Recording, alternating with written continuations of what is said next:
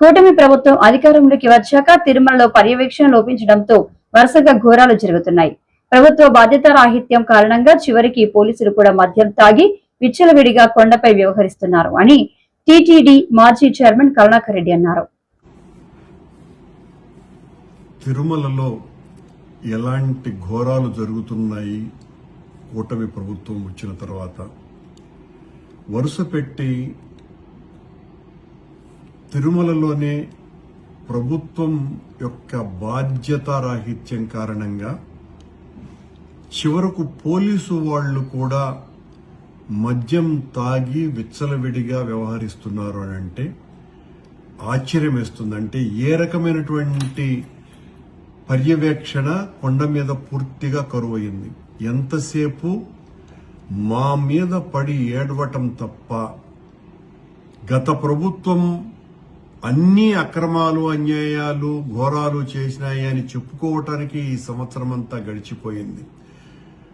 ఈ సంవత్సరం అంతా కూడా వీళ్ల పాలనలో ఎన్ని రకాలైనటువంటి ఘోరాలు అపచారాలు జరిగినాయి అన్నటువంటి దాని మీద సమీక్షలు చేయటం గాని సరిదిద్దుకోవటం గాని ఇలాంటి కార్యక్రమాలు ఒక్కటి కూడా చేయకపోవటం మూలంగా ఈ రోజున ఏపీఎస్పీ బెటాలియన్ కు సంబంధించినటువంటి 3 పోలీసులు పోలీసు వాహనంలో తప్పతాగి కొండకు వచ్చి అక్కడ సచివాలయం దగ్గర యాక్సిడెంట్ చేస్తే అక్కడ వాళ్ళ ఆ జీపు టైరు కూడా పంక్చర్ అయిపోయి వాళ్ల గొడవల్ని చూసి అక్కడ ఉన్నటువంటి స్థానికులు అబ్జర్వ్ చేసిన తర్వాత పోలీసు వాళ్లు వచ్చి డ్రంక్ అండ్ డ్రైవ్ టెస్ట్ చేస్తే వాళ్లకు 300 పాయింట్లు వచ్చినాయి అని అంటే పోలీసు వాళ్లే మమ్మల్ని ఎవ్వరూ ఏం చేయలేరులేనని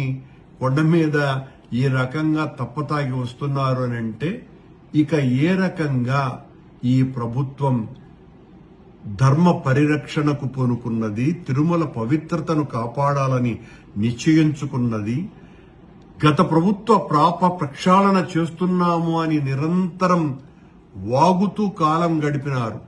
నిన్న ఒక ముస్లిం యువకుడు ఆ కళ్యాణ మంటపం దగ్గర ప్రార్థన చేస్తే దీని వెనుక వైసీపీ వాళ్ళు ఉన్నారేమో అని ఎంత నీచంగా మాట్లాడుతున్నారు, ఎంత అన్యాయంగా వ్యవహరిస్తున్నారు. మీరు మీ హయాంలో జరుగుతున్నటువంటి తప్పులు జరగకుండా ఉండటానికి ఏం చెయ్యాలన్నటువంటి విషయాల పట్ల శ్రద్ధ వహించకుండా నిన్న ఆ రకంగా మాట్లాడాడు ఒక బోర్డు సభ్యుడు. ఆ బోర్డు సభ్యుడు ఇంత దారుణంగా మాట్లాడతారని ఊహించటానికి కూడా కష్టంగా ఉంది. ఈ రోజున 3 పోలీసు వాళ్లే ఏపీఎస్పీ బెటాలియన్ కు సంబంధించినటువంటి 3 పోలీసు వాళ్లు తప్పతాగి కొండ మీద వీరంగం చేసి అక్కడ డ్రంక్ అండ్ డ్రైవ్ లో దొరికినారు అని అంటే ఇక ఎవరు రక్షిస్తారు కొండని? ఎవరి పర్యవేక్షణ ఉన్నది? ఎవరైనా పట్టించుకుంటున్నారా? ఎంతసేపు మీ పైరవీలు, మీ విఐపీలకు ఊడిగాలు, మీ దర్శన టికెట్లు అమ్ముకోవటాలు, వీళ్లతో మీరు కాలం గడుపుతూ మా మీద అబండాలు ఇంకా సంవత్సరం గడిచిపోయినా మీరు అధికారంలోకి వచ్చి మా మీద మాట్లాడటమే తప్ప అక్కడ జరిగే ప్రతి అన్యాయానికి ఈ రోజున ఈ 3 పోలీసు వాళ్లు తాగి వచ్చిన దానికి కూడా ఆ బోర్డు సభ్యుడు దీని వెనుక వైసీపీ వాళ్ళు ఉన్నారేమో అని చెప్పినా కూడా ఆశ్చర్యపడాల్సిన పనిలే. దీని మీద కేసులు కడతాం, దీని మీద కఠినమైనటువంటి చర్యలుంటాయి అని నిన్న సంఘటన మీద ఆ బోర్డు సభ్యుడు మాట్లాడుతున్నాడు. అంటే నువ్వు కేసులు పెడితే భయపడేవాళ్లమా? అంటే దొంగ కేసులు పెడతావన్నమాట.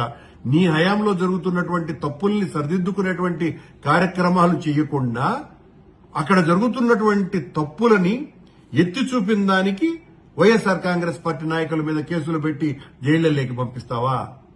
ఎంత దారుణంగా ఉందండి. అక్కడ మీ పాలనలో పాప ప్రక్షాళన చేస్తాము అని చెప్పి మీరు వచ్చిన తరువాత నిరంతరము అపచారాలు, అన్యాయాలు, ఘోరాలే జరుగుతున్నాయి. ఇప్పటికైనా కూడా దీన్ని సరిదిద్దుకోవాల్సిన బాధ్యత గుర్తెరగండి. నీచమైనటువంటి ఆరోపణలు చేయటం మానేయండి. ఈరోజు పోలీసు వాళ్లే వచ్చి ఈ రకంగా తాగి అక్కడ ప్రవర్తించినటువంటి తీరు మొత్తం రాష్ట్ర ప్రభుత్వానికే సిగ్గుచేటు. తిరుమల క్షేత్రానికే అవమానకరమైనటువంటి విషయం ఇది. ఇలాంటి వాట్ల పట్ల ఇప్పటికైనా కళ్లు తెరవవలసిందిగా రాష్ట్ర ప్రభుత్వాన్ని కోరుతున్నా.